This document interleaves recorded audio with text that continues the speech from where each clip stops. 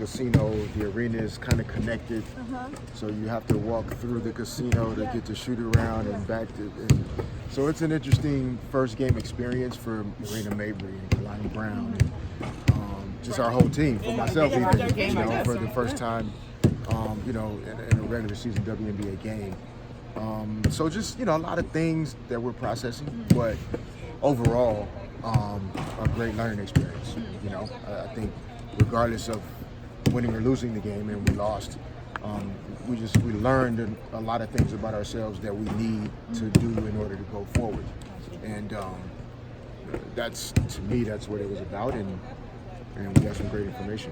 Can you highlight some of those things that you learned about this team so far? Our physical conditioning is still somewhat off in terms of whether it's players that are that return from overseas during camp, that we had to try to give them a few days to recover from that before throwing them into our kind of group. So their timing and conditioning is a little off. We had a few players that injuries, little naggy things. Kalani hadn't played since the title game in April. Elena Beard hadn't played basketball since last season. Shanae Gumake hadn't really, so a lot of those things, not excuses at all, but just realities that we learned enough about. Physically we're still at a deficit. Timing offensively, which is no surprise, is still off. But like I mentioned to them, defensively, that to me, that's the area where we could have been a lot better, regardless of in, out, injuries or whatever. We weren't tight enough in some details on that end that would have allowed us to still have a better chance, I think, to win the game. Put them to the free throw line because we were out of position defensively. And then I think the lack of physical conditioning led to the 12 or 13 missed layups, because they just didn't have the power and the strength to finish. Tex Winter used to say, fatigue makes cowards of us all. And heard that a lot. there were some plays the other night where the fatigue got the best of us. I saw you guys working on your communication when I walked in. Is that something that you felt really had an impact on you guys defensively? Yeah, no, that communication is how you build trust on the defensive end. Offensively, I communicate by passing the ball to you. I don't have to talk to you. I can just pass you the ball and I'm sending you a message. Defensively, there is no ball. So if you don't use your voice, then I don't know what to do. And that's how you build trust, where I trust you enough to tell you, send her this way, do this. I got the ball. I have your back. And if you aren't doing those things, it's really hard to be great defensively. We did none of that in Las Vegas. And so that's, we were just trying to make the point that right now this building is empty. So we should be the loudest people in the building because there's basically nobody here.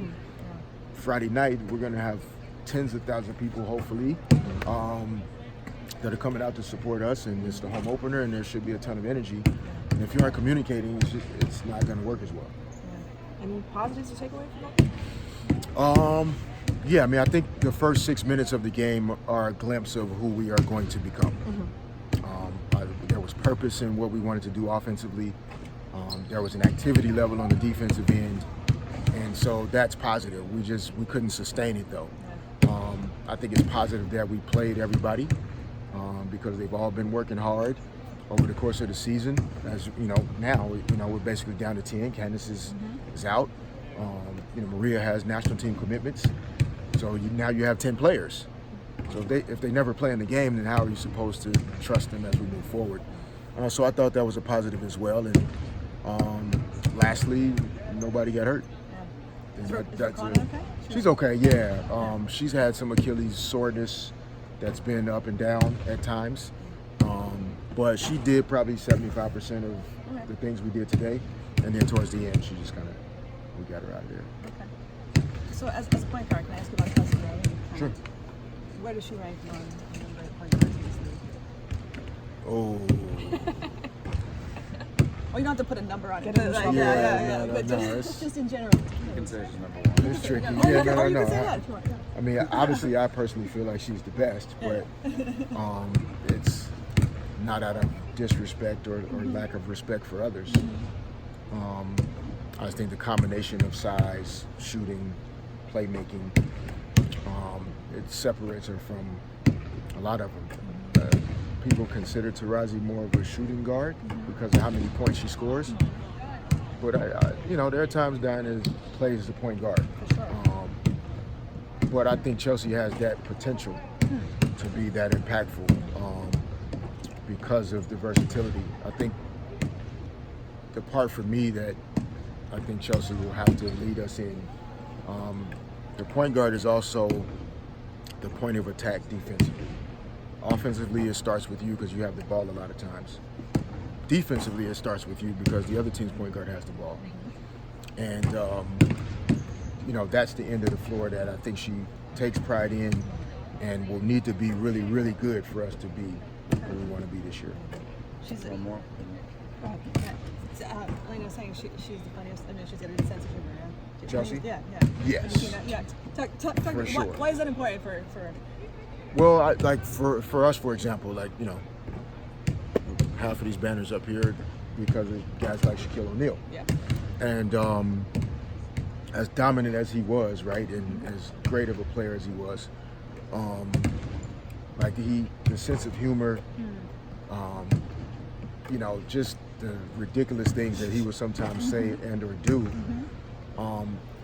it maintained a level of brevity and lightness that over the course of a long season, when you're fatigued and your body's hurting and you lost last night and the media is telling you what you can't do and you just need to just smile and laugh and still enjoy who you are and your life. And so there's a balance to it, but I think it's important that Chelsea definitely is at the top of that list. Right on. On top of that. Right on. Thanks, Derek. Yeah.